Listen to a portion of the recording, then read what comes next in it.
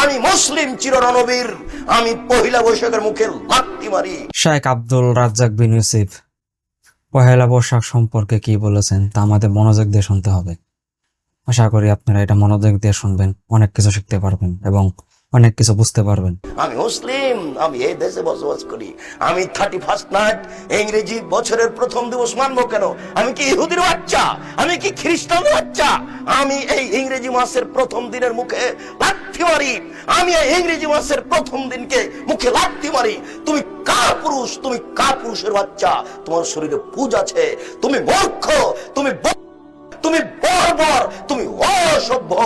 যত যুবক যুবতী এইসব দিবস মানে, যারা পান্তা ভাত নিয়ে গিয়ে বট গাছের নিচে ইলিশ মাছ দিয়ে খায়, এবং যারা একে মানে, যাকে এরা হিসাব করে, যত নেতা, যত নেত্রী, যত ছাত্রী, যত ছাত্র, যত শিক্ষক, যত শিক্ষিকা, এরা সবাই বন্য, এরা সবাই বর্বর, এরা সবাই অসভ্য।